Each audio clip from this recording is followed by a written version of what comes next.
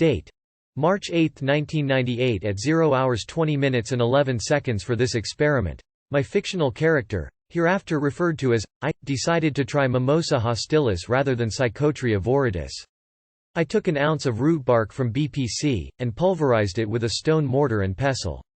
I put this in a large pot and covered with about 2 inches of Evian water. I added 3 tablespoons of crushed harmala seeds, and brought to a boil. I added 5 droppers full of BPC's Voacanga africana extract. I figured, hey, they sometimes add the related tabernamontana to ayahuasca in the Amazon.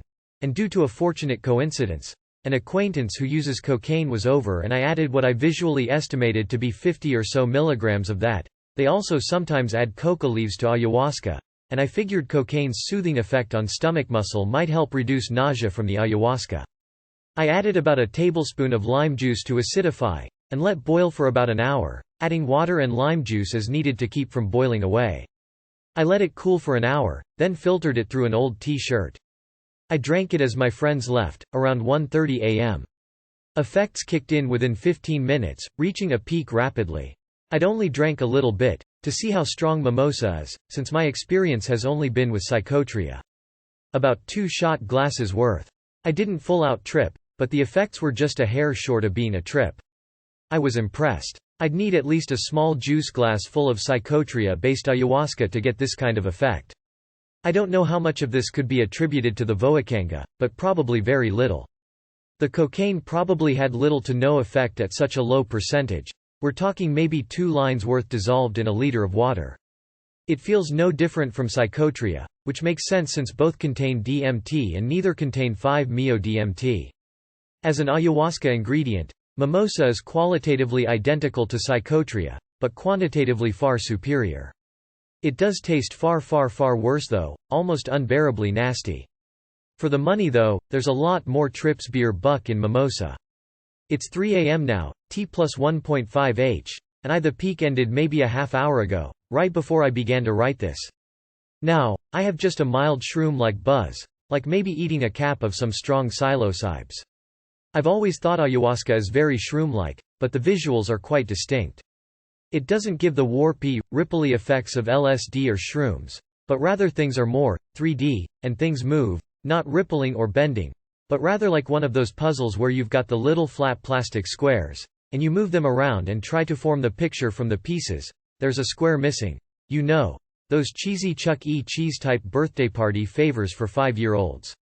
I didn't get that far on this, since I took a real low dose, but they were just around the corner. Everything had the 3D effect and heightened colors, but the movement was confined to peripheral vision. The closed-eye visuals were nice though, although I only spent a few seconds experimenting with them. I put on a CD of mellow Celtic music, with headphones. It sounds great. For me, DMT enhances music more than any other psychedelic. Especially acoustic music. Perhaps this is from the harmala though, as I get the same effect when I combine harmala with LSD or mushrooms. DMT and harmala does seem to give acoustic music a depth that goes even beyond the LSD, shroom plus harmala effect.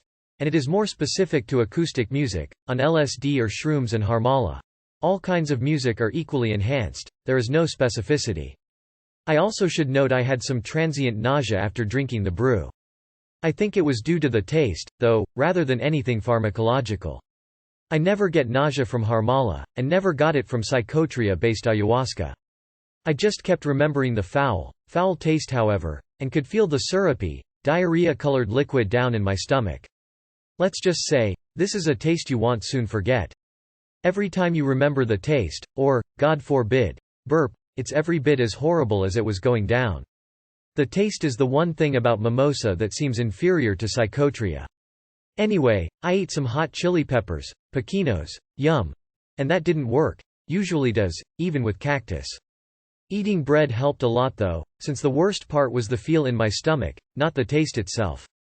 All traces of nausea passed by T plus 30 minutes. I am going to go eat and enjoy the rest of the buzz. All it is at this point. But I'm definitely eager to try a full dose in the next few days, and will post about it when I do.